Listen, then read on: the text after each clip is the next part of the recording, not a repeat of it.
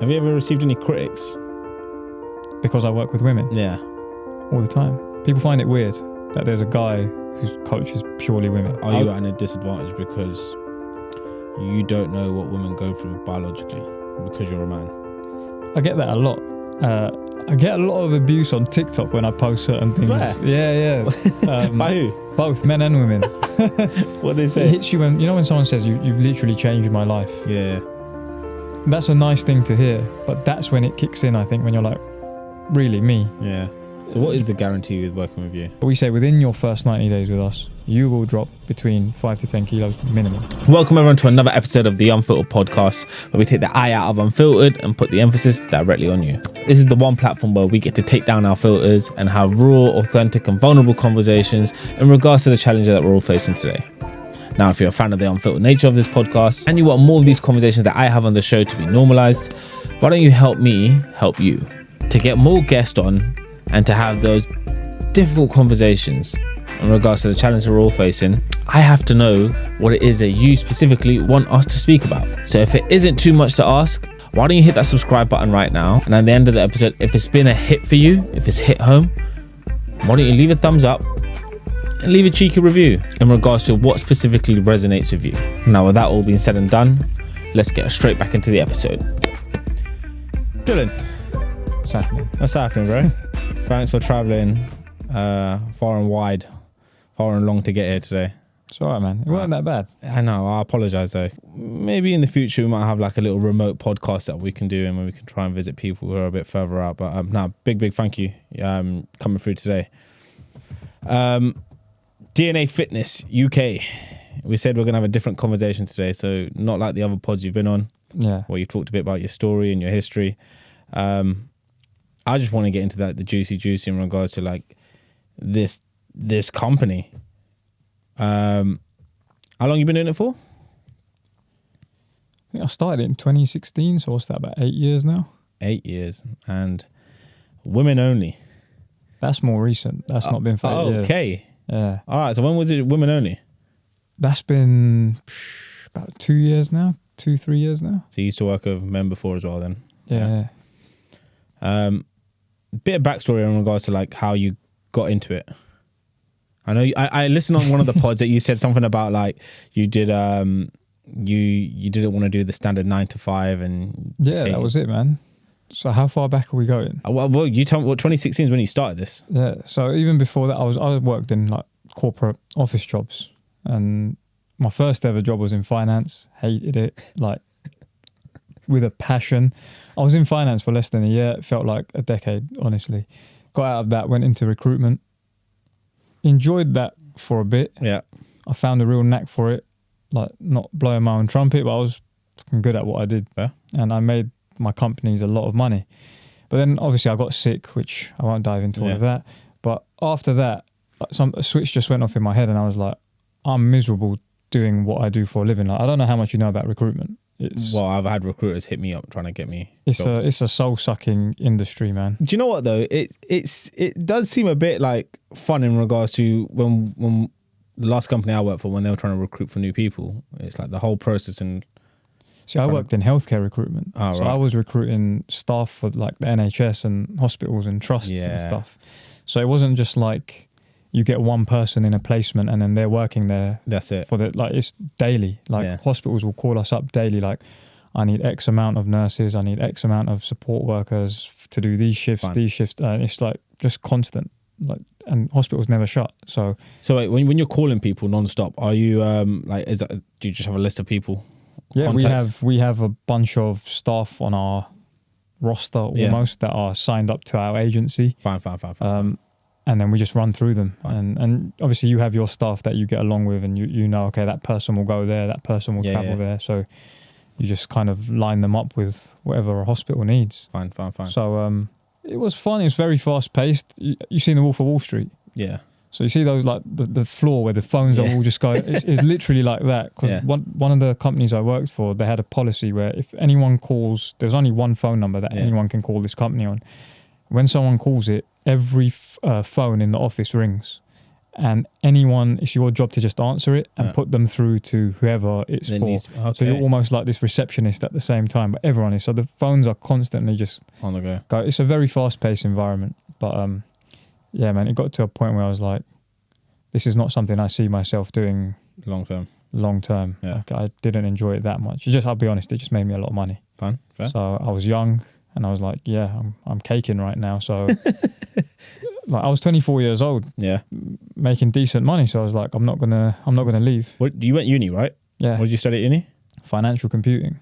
Okay, fine. As boring as it sounds, man. Nah, it's fun. I did maths of economics, so you're all good. Do you know? I mean, I only did it. I'll be honest. I did it because my sister did it. Yeah. She went to the same uni as me, and so you just. So I was like, if I need to copy someone's coursework or something, it's all good. But it wasn't something I had a passion for or anything like that. But yeah, then in recruitment, I was just like, yeah, I don't really like this, but it's making me a lot of money.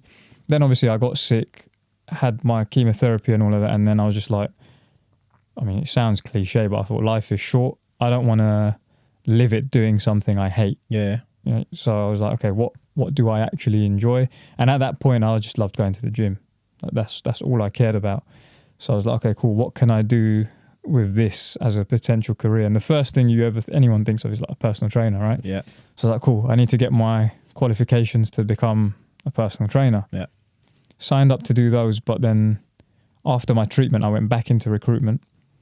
So yeah, because you said they were quite cool with you, right? Yeah, that company I worked for were amazing. Yeah. Like the whole time I was off sick, technically, they really only had to pay me like SSP, like statutory sick pay. They paid me my full salary. Someone else was managing all my clients for me. They paid me full commission, everything. So I was like, I need to repay them a little bit. Yeah. So I said, I'm gonna go back for, let's say, 6 months. That was my plan, and that's what I actually did. I said, in those 6 months, I'm gonna make them back way more than what they paid me while I was sick. Did that, and I was like, cool. I feel like I've paid back that debt almost, and conscious clear now. That's it. I can go my own way. Because although I signed up to do my qualifications, I never had the time, because that job in recruitment was literally 24/7. So I was like, the only way I'm going to make this happen is if I leave. Yeah. So yeah, handed in my notice. They thought I was going to compare. They didn't believe I was leaving to become a personal trainer. They were like, are you for real, sort of thing. I was like, legit, this is what I want to do now. They threw more money at me to keep me there. I went back, I'm not going to lie, to speak to my family about it. I was like, Mum, what should I do? Dad, what should I do? I asked my grandma, asked my sister, asked everyone, like, what do I do? They're offering me like this mad deal, basically, if I stay. Do I just do it for a year or whatever? I'll be honest, everyone told me stay, but my mum said, just leave. Yeah. If you don't want to do it, just leave. Fair. And that's what I did, man. And then that was the start, I guess, of DNA Fitness. So when you jumped into doing your PT qualifications, how long did that take? It took me between 6 months to a year. I can't remember now. Is it difficult? It depends how you do it. I'll be honest. There are a lot of pony companies out there that you can get a qualification in 2 weeks. All right, fine. And that's why you see like the market's flooded, right? Yeah. Loads of PTs, loads of coaches, which I'm sure we'll get onto, but it depends who you do it through. Yeah. The way I wanted to do it was like, if I'm serious about this and I want to make a career out of this, I need to learn everything properly, get actual proper qualifications for it and stuff. So I think it took me about 6 months to a year. Yeah. And what did you get taught? Like how to train, nutrition and all of that, or are they all separate qualifications? Or? So you get a bunch of separate ones. Fine.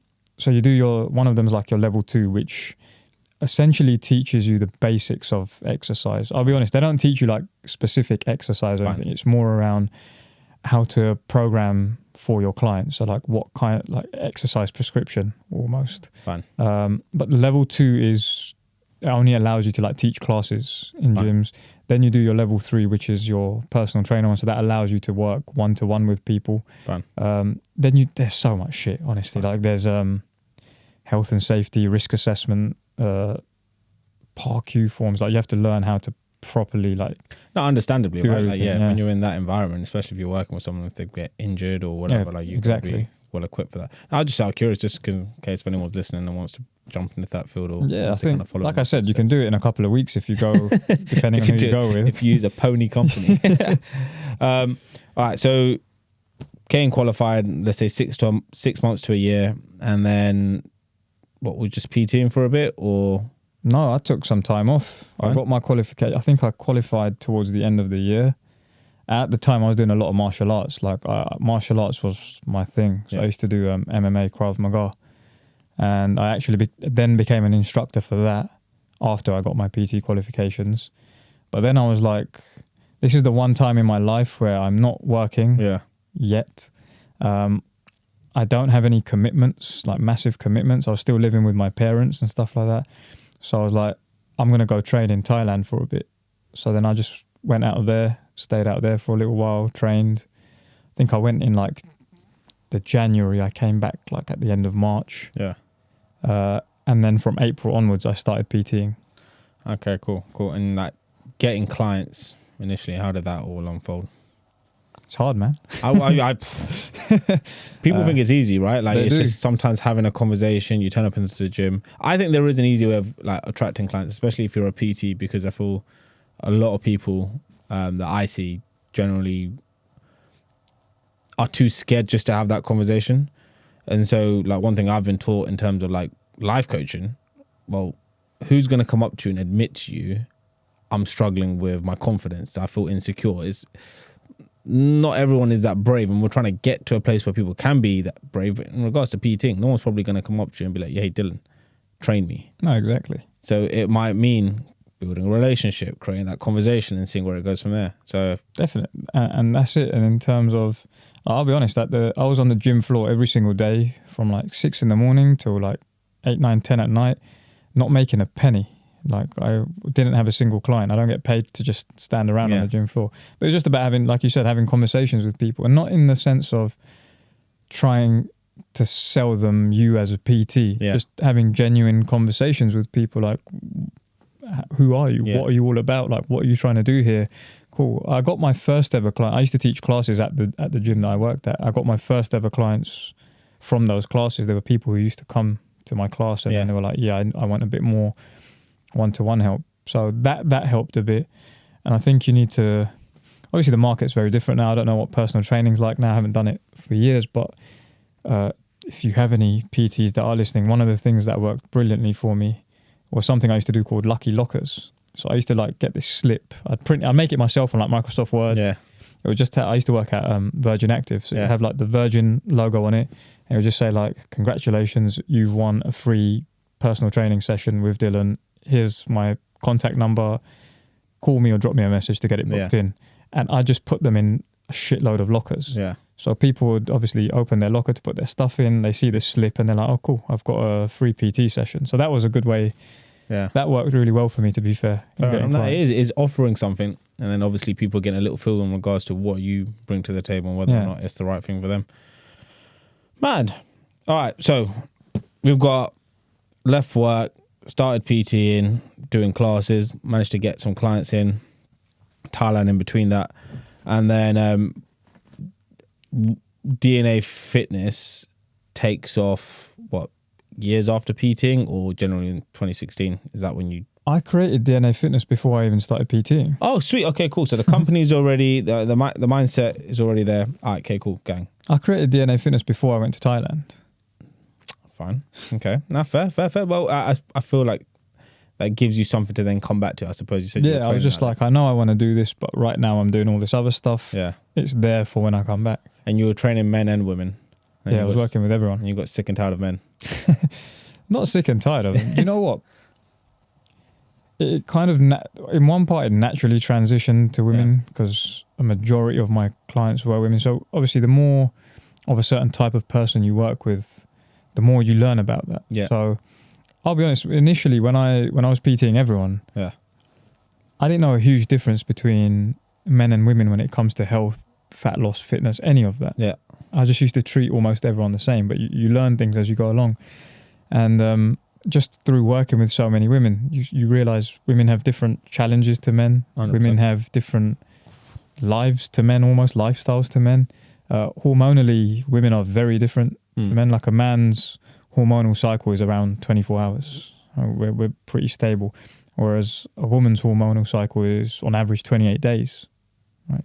Because obviously their menstrual cycle and all of that. So you start seeing like what I do for guys doesn't necessarily work for women. Yeah. So then to me, it was like a puzzle. It's like, okay, what am I missing here? Like why, if I'm trying to do the same thing, it should work with everyone. And then I kind of just learned, and then you seek knowledge as well as you go on. So it kind of evolved from there. Yeah. So yeah, at first it was men and women, but it kind of transitioned into just women. Have you ever received any critics? Because I work with women. Yeah. All the time. People find it weird that there's a guy whose coach is purely women. I'll get one of the questions I wrote down, like, are you at a disadvantage because you don't know what women go through biologically because you're a man? I get that a lot. I get a lot of abuse on TikTok when I post certain things. Swear? Yeah. By who? Both men and women. What are they saying? Men tend to call me like a white knight type thing, Okay. and women are like exactly what you said. Like, how the hell do you know you're a guy? I posted something recently about pregnancy. Yeah. Obviously, I've been through that journey with my wife, and it was just literally factual stuff about something that's going to help you with pregnancy. And some lady commented on it saying, "No uterus, no opinion." How do you feel when you get stuff like that? I don't know. You know what? I feel like if I'm talking out of line, Yeah. if I am speaking like I am experiencing what you're experiencing, fair enough. Yeah. But if I'm stating scientific facts, Yeah. then I feel fine. Like when my wife saw that comment from whoever that person was, she got a bit worked up about it, and she was like, "Why are they saying this sort of shit?" I was so like, I'm usually me and my wife. I'm the one that would get annoyed by things a lot more. But I was like, you know what? I don't care. And I literally wrote back to this person. I just commented back saying, well, if you went and saw a doctor, they would tell you the exact same thing that I'm saying in this video. If that doctor was a man, would you say to him, no uterus, no opinion, sort of thing? She didn't reply. She actually deleted all the comments and then reported my video. Oh, where?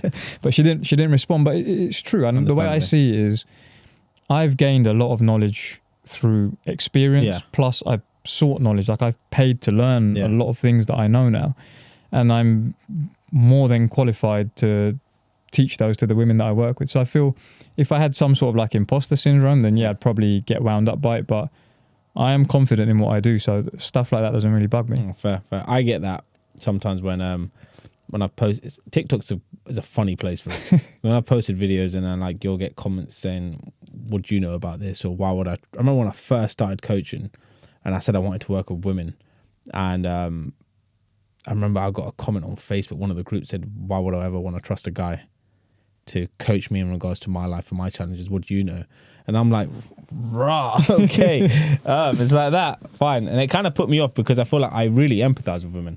I get them. Same. And like, I generally, and I praise all the women that I've grown up with in my life, and cousins to my sister, my mum, aunts, like grandma.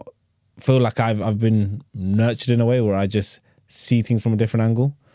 And like for me growing up, having a lot of like girl mates, when you hear about stuff when they used to go out and guys being inappropriate and stuff like that, like always have a bit of a soft spot for women. So when I say I like working with women, I don't want it to come across as, yeah, I'm an expert, I know what I'm doing. It's more of a case of, in my line of work, I reckon I can hold space for you. So Exactly. similarly to you, right? No, Fair. exactly that. Nah, gang. So no, fair play. Like handling like criticism is always a tough thing that people struggle with. In regards to whatever business you're in, you can get quite defensive, but you seem like you're quite chilled and relaxed about it. Yeah, I think, like I said, right, if you're confident in what you do, you know what you're doing is, like, in terms of what I do, I know it's helping so many women out there. It's not going to take one person's, and I feel like the people that comment that kind of stuff, they have their own issues. This, I always see it as like, this is a you problem, not a me problem, sort of thing. What happens when a transformation doesn't go to plan? because I see this all the time. Every PT online coach on Instagram will show me the before and afters. And I know for a fact it doesn't always work out that way. I, for one, possibly didn't see results in the time frame. That didn't get posted. We saw things later down the line. So when you say it doesn't go to plan, do you mean the person doesn't get their transformation? Is it someone who, like yourself, where you said it wasn't in the time frame expected, it just happened down the line? They didn't get the transformation they wanted in that time frame. I'm not saying that you promised, but you essentially. I'm honest with you. It happens. Yeah. I always say we have a 98% plus success rate, which we do. There are always going to be a few that don't. Yeah. And that it comes down to so many factors. It just depends, right? Everyone's so individual. What happened in that whole process for this person that didn't get them it? In terms of what I do, I always say to people, like, I guarantee you'll get to where you want to be. As long as you follow the plan I've set out for you, you do the things that I tell you to do, you will get there. But you're not an expert. In what sense? And like, you don't know exactly what they're going through 24/7. And so like they might be writing in their reflections, I'm following the diet plan, etc. But behind the scenes, they're probably having a bit more snacks, or maybe not having enough water intake, or whatever it is, right? I'm smiling because someone said this to me the other day. My barber, actually. Yeah.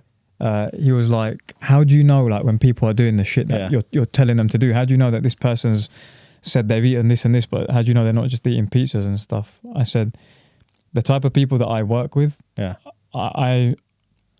I thoroughly get to know someone before I even say I'm taking you on board to work with me. The type of people that I work with want this. Fine. They're not there to piss about. Yeah, I'm not disputing that. I don't think anyone tries to. I feel the best thing about online coaching for me personally is the accountability.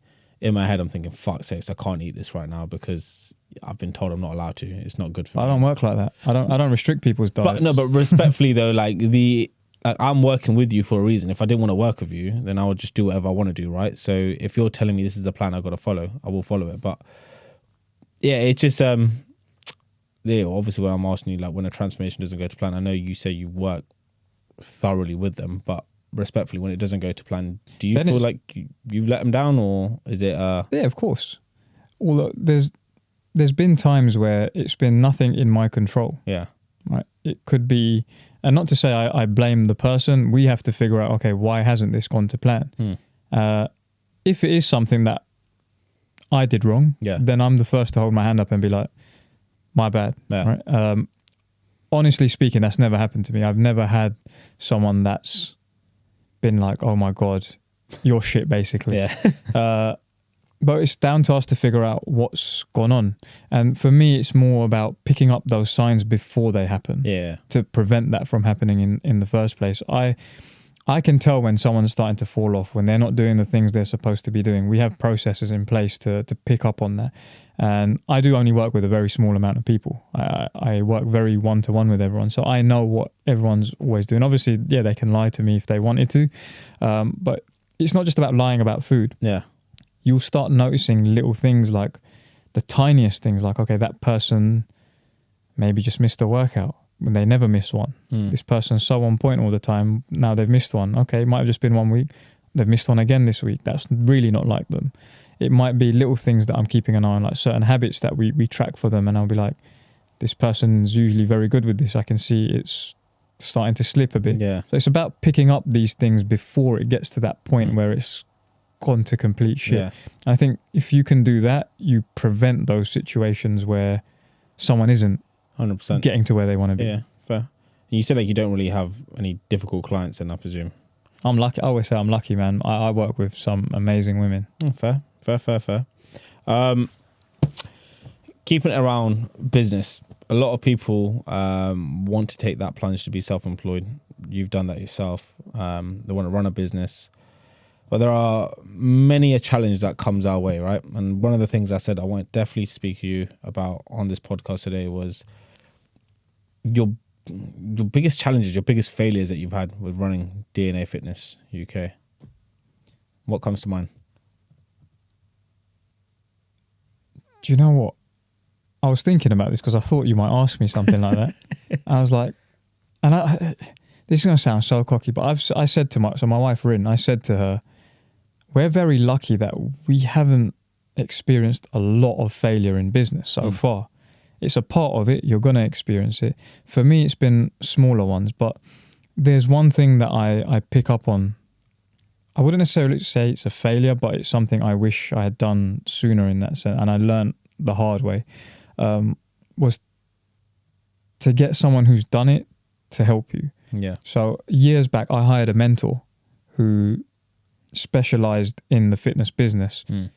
And he honestly transformed my life.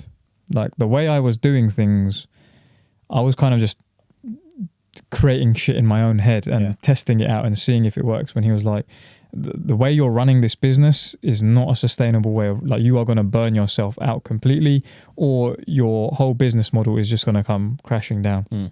And he literally just changed my whole view on the business, because I wasn't a business owner. I was a coach. And I think those two things are very different. They are. So I wish I hired help in terms of my own business, like coaching me to grow my business a lot sooner than I did. It would have, when you say mistakes, I mean, like, I've put money into things that I didn't see a return on in any sense. Even little programs and stuff that I've done in the past where they might have done well at the time, but it wasn't setting the business up for any future success. One that I did was during lockdown, when the first lockdown happened, and I called it Lean in Lockdown, and I just created this program for people that they can do at home, etc. And it was massive. Like, so many people bought that program at that point. But for me, it was taking my business in a direction that I didn't want it to go in. I didn't want to be someone who just like sells, I call them cookie cutter programs in that sense, right? So I think in terms of mistakes, it's more about what I've done in the business and learned that's not what I want, if that makes sense. Yeah. Fair. You know, you mentioned like some of the things that you invested in that didn't go well. Any financial stress that came on the back end of it? No. Just being honest, no. I'm quite good with finances in that sense. Yeah, study towards it and everything. But look, I think there's risk and reward. In terms of the risks that I take, they are usually quite calculated. But I understand, the first thing I was taught in my degree was the higher the risk, the higher the reward. Yeah. And I think now, more so I'd say in the last 12 months or so, is when I've been taking more risks. And so I don't know if you've come across this in your line of work, but there's the 6 core human needs that Tony Robbins speaks about.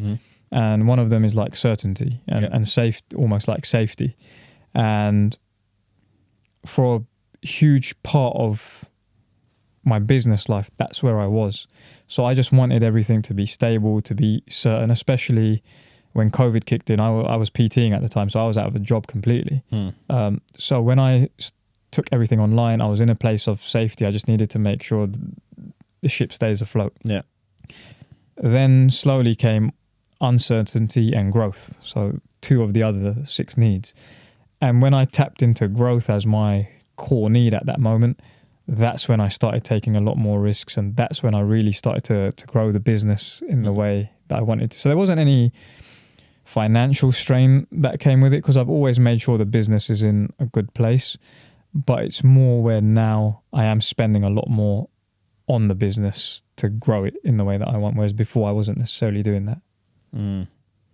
So now you're seeing it more of a case of investing in certain aspects of it, so that possibly takes a lot of time away from you, from some maybe the day-to-day stuff you were doing. You can now possibly offload that.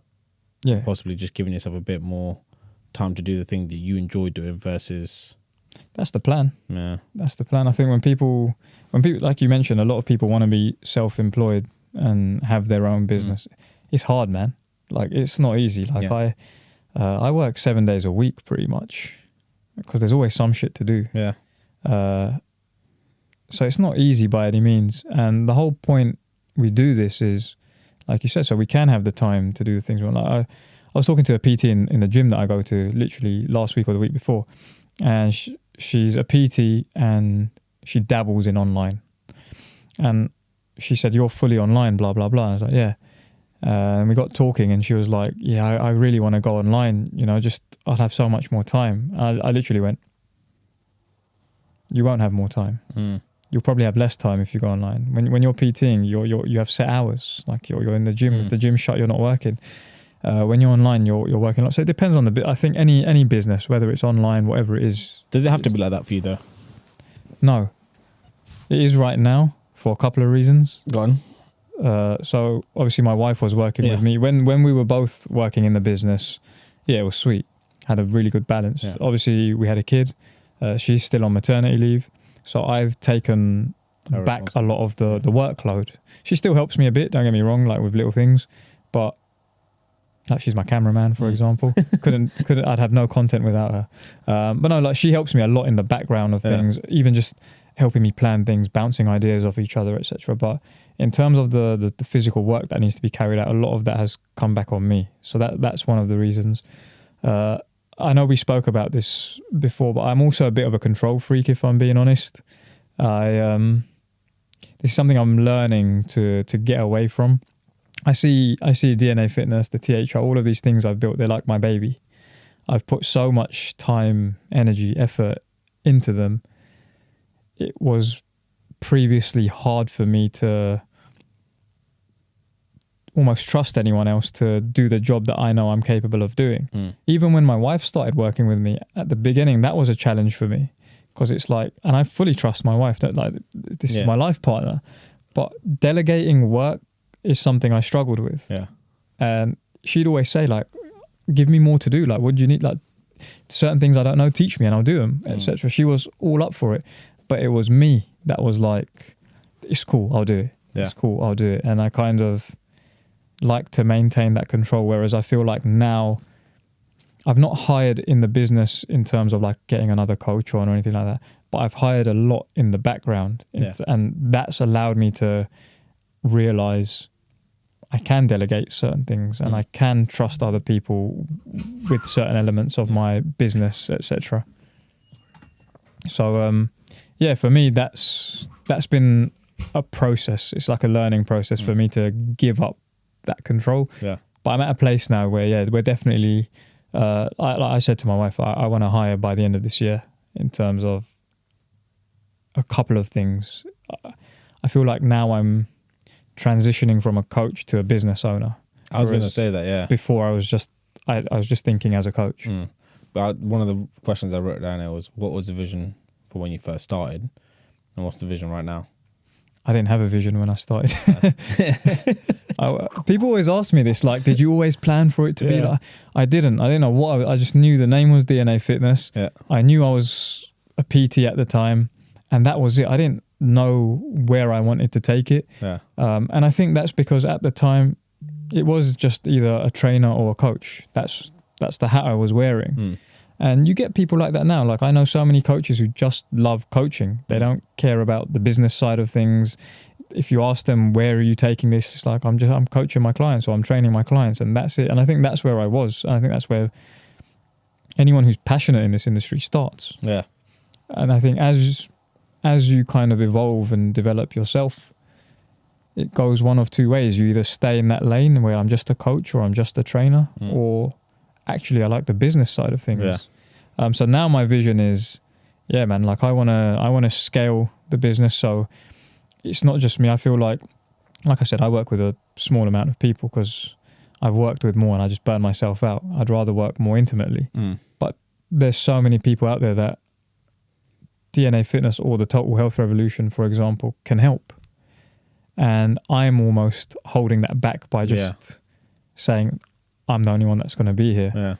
So I want to hire in terms of more coaches. But I want to actually teach them the way I do things. Of course.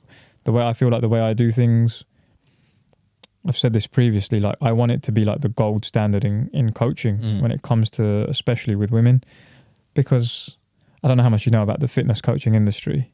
It's not regulated. No, it's not at all. Neither is life coaching. No, we just won't make it up. So in a similar field, right? You'll probably know of some coaches that are amazing. Like amazing coaches, and you'll know of some that are absolute dog shit. And it's like, how the hell are you a coach? And for me, I want the dog shit side to be gone. Yeah. I want there to be a certain standard of coaching when it comes to this shit. And I don't know if this industry is going to get regulated anytime soon, but I can only do what I can do. So it's like, okay, let me set a standard, and anyone who I hire to work for me has to uphold that standard, and hopefully that spreads. Because one thing I was going to say to you that I heard, like I used to watch a lot of Dragon's Den, Shark Tank, and like hearing what you're saying right now, you've built something quite lovely in regards to DNA Fitness. You said you don't want to over expand because it'll be too much for you, don't want to burn out. What happens to the business if you get sick? So this is the other reason why I do want to grow it a bit more. Obviously, now that I've got a daughter, and when I first started, when I actually went online at the beginning, so just after COVID, my wife wasn't working with me. She was working her normal job. And I mean, it helped because going back to financial strain, like gyms shut when COVID happened. So I didn't have a job, like just one day to the next, that was it. You can't work now. So the income stopped, number one. So I was relying on my wife to like pay the mortgage or pay the bills until I actually transitioned online. What was that like, just briefly, for you personally? I have pride. Yeah. I have ego. I'm a man at the end of the day. Yeah. I didn't like it. I've always seen myself as the provider, and I know we shouldn't I think biologically class, but that's how we are biologically. That's how we're wired, and I think it's also a generational thing. Like that's what my dad was to our family. That's what his dad was to their family, and I think you pick that up and you learn that as a child. And it's not to say like I don't want my wife having a career or anything like that. It's more, I've always just seen myself as the provider. I'm the security of my family. I look after them, right? No matter, regardless of what she does, I look after them. So, it hit the pride a little bit, and I was like, I can't do this. It didn't affect her in any way. It didn't affect our relationship, nothing like that. It was more of an internal thing where I was like, I don't like this. But at the same time, I welcomed it. Because again, at that point, I was highly burned out. So just from PTing, my books were always full. So I was working crazy hours. So I welcomed the break a little bit as well. It allowed me to just recharge, refresh, get creative as well. I feel like when you're burned out, you can't create.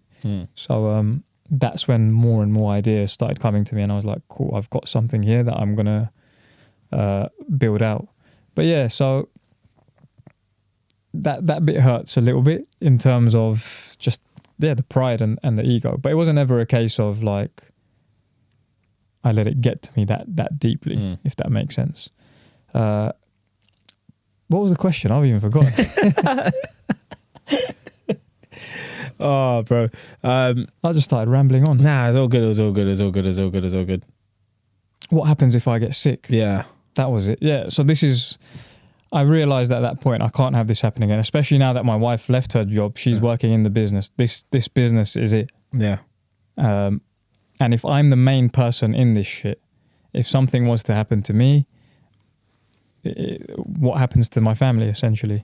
My wife is not a coach. She has no interest in that side of things. So what would happen? So that's when we sat down and I said, like, I need to make sure things are in place. Not that I'm expecting anything to happen to me, but if they were, that you guys are all okay. And we can't run the business the way we're running it and have that. Yeah. Because if you remove me from it right now, it doesn't exist. 100%. Essentially. 100%. Out of curiosity, because that actually works with you, one of the biggest, like, I wouldn't say red flags, but one of the biggest, like, concerns I have are when work and family combine. So when you bring that personal relationship into your business, like you said, it's your baby, right? Mm-hmm. Now you created this, not your wife. And so like did things ever get a little bit edgy or a bit iffy? Yeah, we argue about little things. Does that then get involved in the personal life as well? No. Really? I don't think it does with us.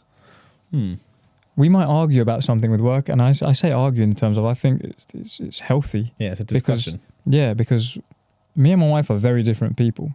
and we balance each other out very well. So at times we are going to clash. Yeah. I am the type of person who is go, go, go. Like, I just want to do everything. My wife is a bit more, hold on, let's think about it before we take this next step. So she's a bit more reserved in that sense. I feel like you can't have either. If you have someone that's really reserved, the business will never grow. And if you have someone that's go, go, go, way too risky. You will mess something up so bad at one point that you can't come back from it. Yeah. So we balance each other out. But obviously where we're so different, we are going to clash. But I don't think it leaks into our personal life. The only thing it does do, and you might have heard this from if you've ever known any other couples that do work together, is we will just talk about work way too much. Is that healthy? No, I don't think it is, but I think it depends on how you then acknowledge it. Like we know we do it and it's very normal. And we know at times work is going to take over our life. Like at the moment, we're launching a new program literally in a week or two. So there's a lot that goes into that. What's that program called? The 8-week reset. So for anyone listening, that'll be plugged in because this will be released after that comes out. So yeah. Link there. So yeah, this is literally a brand new program that we created again for women, just similar to what we were talking about earlier, where I can only work with a finite amount of people at any given time. But I was like, there's so many people that come to me wanting my help, but some of the times, like my books, I can't take anyone else on. So we've created almost a group coaching program where we can help a volume of women, and it's still in a different setting, but it's still working with me essentially.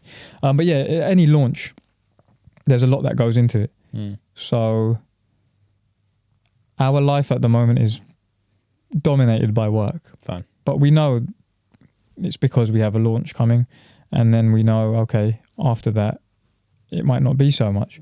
And I think you have to kind of take action yourself. And there's times where I'll just be like, we're not talking about work. Yeah. Or there'll be times where she's like, we're not talking about work. There's been times we've gone out to like a restaurant for a meal and we just start talking about work naturally because it happens. Yeah. And then we both kind of stop ourselves and we're like, not discussing it. So I think you have to have those boundaries. You have to put certain boundaries in place as well, which is all easier said than done, I guess, when you do work together. But we both enjoy it, man. I wouldn't have it any other way. It doesn't affect the relationship then in regards to like how you feel towards one another or anything? Or I feel like sometimes it can get a bit, I've heard of like father and son relationships possibly getting a bit out of hand where it's like, don't talk to me, I'm your dad, or I'm your boss kind of thing. And it's like, yo, relax. Like, don't treat me like X, Y. And it can get a little bit techie at times. More me. Yeah. I think when she first came on board, I was like that. Yeah. Where I was talking to her as a boss, not an equal. As an equal. And I realized that. And when you say talking as a boss, there are going to be certain things that I just want done in a certain way, and that's it. But it's how you say them. And I learned I was speaking to her literally in that almost like a hierarchy. Yeah. When it's not a hierarchy. We are equal in this. I know it's my baby, I built it, etc. But it wouldn't be where it is today without her. Yeah. Genuinely, it wouldn't. So it's not a case of I'm above you or you're above me or anything like that. And I think once I realized that's what was happening and that's where there was a bit of friction, but it was because of how I was behaving, then I shifted that. And again, if we're talking about mistakes, that was probably a mistake I made that I learned from. And now, if anything, I think it's made our relationship stronger because it's hard to understand what's going on in a business if you're not in that business. So when she was working in her job, there's so many stresses that come along with the business. And that might mean I freak out sometimes. It might mean I have a mini breakdown here and there. And unless you're in the business, you won't fully understand why that's happening. Or I feel like now she understands a lot more of mentally, emotionally, what the business can do to me, how when I am feeling drained or burned out, why it's happened, how I'm responding, and she can help me with that a lot more. So I think in that sense, it's actually helped the relationship a lot. Oh, fair. No, interesting. Very, very interesting. So I know you mentioned the 8-week program that's going to be coming out. Bar that, what else is next for DNA Fitness? So like I said, I still want to work one-to-one because I really enjoy that.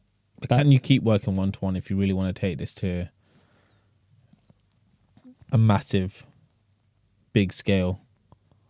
Or are you happy and content with where it possibly could go? No, so I'm never content. Fine. It's just the way I've never been content in anything I've ever done, which is not a good thing either.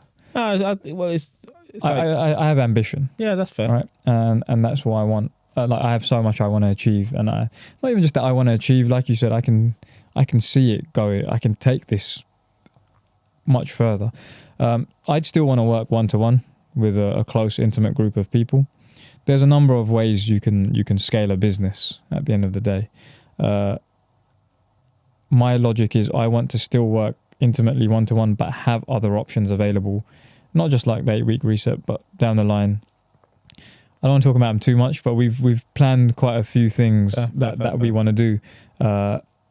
Working with almost different types of women as well, and branching out and getting specialists in those areas to come on board and growing it in that way, rather than just this is the one thing that we do, if that makes sense. No, I hear you. No, it does make sense, because I think for any entrepreneur, when they start off, like you said, you're in that you just like doing what you're doing. So whether you're a baker, you might just love being in the kitchen. You're a coach, you just love coaching. But there's an element of, if you want to take this from where it is right now to the numbers you want to be seeing in your bank account or the lifestyle you want to be living, you're going to have to start thinking differently in regards to, how do I get this to that level? Oh, exactly. Yeah, you could start charging more, but if you've got the same approach, it might not work that way. And like you said, you could be burnt out if you carry on taking on more and more clients. So you're at a good level right now, and you've obviously generated ideas and you've got plans in place of how you can take DNA Fitness to another level where you're able to help more women. No, I get it. It was just more of I think there's always curiosity that comes to my mind, especially being an entrepreneur myself now, thinking of, how do I go from A to B? Coaching with Pri is great. Unfiltered Podcast is great. But I don't want it to just be in this little circle of like a side hustle or a job, because now it's my full-time gig. When I was working that 9 to 5, it was something I enjoyed doing. It was a passion and I loved helping my clients. But if I want to help more and more people, I've got to start thinking differently in regards to how I approach that situation. You can't think as a coach. No, you can't.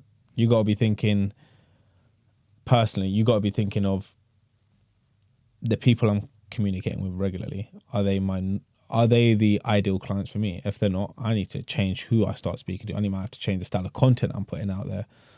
Maybe I just stop doing content full stop and start doing something completely different, which is going to allow me to go from A to B. But no, it is interesting. I feel like it gets lost. People I feel would like to be self-employed, try that entrepreneur route,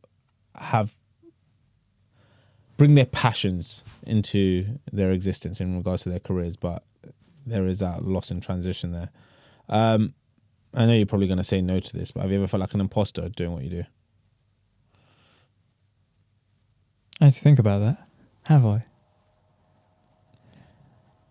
Probably early on in my journey. Yeah. At times. I don't think I've had a major bout of like imposter syndrome. Like I said, I've always been confident in what I do. There's just certain times, I guess, just early on when even I was like PTing and stuff, it was almost like it hits you when someone says you've literally changed my life. Yeah. That's a nice thing to hear, but that's when it kicks in, I think, when you're like, really, me? Yeah. Do you know what I mean? But then you see, like, you genuinely have. Like, I had an amazing girl that I worked with. This was about 2 years ago. She has 2 young sons, and she's just had unhealthy habits. After working with me, her sons have now picked up everything that she does. Like, they exercise with her. Even while we were working together, she'd be telling me how she's been doing a workout and her 2 little kids are there doing it with her. They're picking better food options. Like, they'll want like a piece of fruit rather than a crisp or whatever. her, not just in that sense, but her relationship with her husband improved, her relationship with her kids improved, her relationship with herself essentially improved. And when you see all of these things happening, and even years down the line, when you still talk to them, like they're like, you're literally the one who made my life into this. I think that's more when the imposter syndrome used to kick in for me, when it's like, really? But now I see it. Like I've done it for so many women, and now like I said, that's why I'm so confident in it, where I don't feel like I don't get any sort of imposter syndrome at the moment. Fair. So what is the guarantee with working with you? Because there are going to be a bunch of women that listen to this who possibly don't follow you. I would like to assume everyone who follows me follows you in that community. But someone listens to this. Okay, Dylan. Okay, cool. What's your guarantee then? We get you from A to B. Everyone's A to B is different in that sense. So what's your standout A to B? My standout? Yeah. In terms of what the program does itself? Yeah. As in, so if you were to say to me, look, 90% of my clients want to go from this to this, what is that transformation? What's that transition? Confidence, energy, happiness are 3 pillars. And in terms of the physical side, we say you will lose at least 5 to 10 kilos within your first 90 days with us. I'll be honest, most of our clients stay with us for 12 months plus on average because they love the result. They love what they're getting. They love the whole process, the community, everything we've built. But we say within your first 90 days with us, you will drop between 5 to 10 kilos minimum. We have some that do more than that, but we guarantee that. In terms of confidence, energy and happiness, they're all kind of intertwined, because a lot of the women that do want my help, their confidence is low because they have changed physically. They have gained weight. They don't feel comfortable in their own, not even their clothes, they don't feel comfortable in their own skin. It's then holding them back in so many other aspects of their life, putting themselves out there for dates, relationships, that side of things. When they're like 30 plus years old and they don't have a partner, and their parents are like, why aren't you married? And so much shit that comes along with it. And it gets on top of them sometimes. So the confidence comes from making you, number one, feel comfortable in your own skin, whatever that skin is. Right? The energy side of things, like we live in a world right now, most people are burnt out. It's crazy. And I don't just mean like physically because of jobs and stuff. Like everyone's always on their phones. There's information overload everywhere. You're constantly doing something in your mind. Emotionally, mentally, spiritually, you are drained, a lot of people. So then we teach proper energy management in that sense. So we guarantee like I always ask people before I start, put your energy on a scale of 1 to 10. Whatever that number might be, cool. Where do we want to get that number to in your first 90 days? Let's say it's currently at a 3. I want to get it to a 7. I guarantee you we'll get that to a 7. We will dissect what's going on there and we will get that to a 7. So that's the energy side of things. Happiness just comes from both of those. If you're more confident, if you have all the energy that you want, your life has actually improved. You're going to be a lot happier within yourself. So we guarantee those things, but they're all predetermined. Like I said, if someone came to me and they said, I want to lose X amount of weight, if there's something about that person as an individual that makes me think it's not going to happen for them, I won't take them on. And that's why I can guarantee it in that, if that makes sense. Yeah. Like if someone isn't willing to do the things, like you can't help, even in your line of work, you'll probably know, you can't help people that don't want to help themselves at the end of the day. So if someone does fall into that bracket and they're not ready for this journey right now, it would be, what's the term I'm looking for? Unethical of me to still take them on. Yeah. I suppose, because like the way I flip it is a case of, I can't guarantee you are going to get the results you want to get to, in regards to a bit like similar to you, in regards to your confidence, how you feel in regards to insecurity. If you want a boyfriend or a girlfriend, I don't know how the other person's going to work, right? Yeah. But what I can guarantee you is the way your mind operates and how you're feeling about yourself right now, that will completely change if you do the work. Because it ain't my responsibility to do the work. I can give you a workout plan if you want. If you don't follow the workout plan, you might not lose the weight you want to lose. I've got a bunch of people I'm working with who are working on health-related goals. I'm not a PT. I've not done any of that stuff. I've just used my knowledge from previous coaches I've worked with in that space. And it's a case of, well, if what I'm possibly suggesting isn't working, all right, okay, cool. What more can we do? You lot know all the answers. But if you're not going to put in the work to then make those answers come into like your real life existence, you're just shooting yourself in the foot. So I can't guarantee you whether or not you're going to have a boyfriend or not, but I guarantee you, if you start backing yourself a bit more, getting rid of the things that are holding you back, the way you approach dating is going to be a lot different to how you're approaching it right now. Your confidence is going to be up here versus being down here. No, exactly. Tell me how that looks for you in regards to who you're going to attract, what kind of conversations you're going to like continue with, and who you're going to be like, nah, waste of time. That's a very, very different person to the person you are right now, but it's whether or not you actually want to do the work on it, because everyone is different. And I know your space is going to be a little bit more technical in regards to weight loss or energy or confidence, but for me personally, the way I see it, because everyone comes in different and we're all unique, it naturally might take someone longer than 90 days to lose that 5 kilos. But that's not to say that it won't happen. What happens in 90 days if you lose 4 kilos, but your confidence has gone from not just a 3 to a 7, but a 3 to a 9? You've dropped that dress size, or you fit into those jeans. How are you personally feeling on the back end of that? Of course. It's still a success, right? And this is one of the reasons why people stay with us for so long. And they don't just see it as a 90-day thing. Yeah. In the sense, they see how it's impacting their life outside of that. And that then becomes the driver. Because let's be honest, man, even for myself, when I first ever started exercising and all of that, it's because I wanted to look good. Because I probably wasn't as confident as I wanted to be. Because I was overweight and all of these things. So it started as something very physical. I wanted to look good. Then when I saw everything else it was doing for me, I was like, I need this shit in my life for more than just 90 days. Yeah. And that's where that transition, like you'll see people's goals change. Yeah, at the beginning, it's like, I want to lose a dress size. I want to lose 5, 10 kilos, whatever it might be. And then 12 months down the line, it's more like, actually, I want to start leveling up in my career. I'm going to go and ask for the raise that I deserve. I'm going to change my career. I hate what I'm doing. I'm confident enough. I'll back myself now to go and do this. Yeah. And you see how it then starts impacting that side of it. So it always starts as something physical, but it evolves into a lot more than that. No, definitely. Well, Dylan, we've dug into a few bits and bobs here. I feel like we definitely could have dug into a lot more, which means that in the near future, we'll have to get you back in the studio to crack on with some of those subjects, or maybe go into like some of the stories that you've dealt with your clients, if they're happy with you sharing them. But bro, where can everyone find you? Mostly on Instagram at DNAFitnessUK.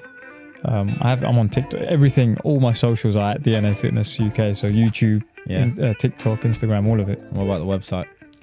Same, DNAFitnessUK.com. There you go. Nah, bro, it's been a pleasure you coming through. I appreciate it. Nah, thank you for sharing all your I thought there'd be a lot more downs, but it looks like you're just excelling in life, which is quite inspirational, because it's like, I feel like you've got this drive to just keep breaking down these well, not really breaking down any of the barriers that are coming up, but just to keep helping women the way you do. So love, bro. Thank you. I appreciate it. Thank you.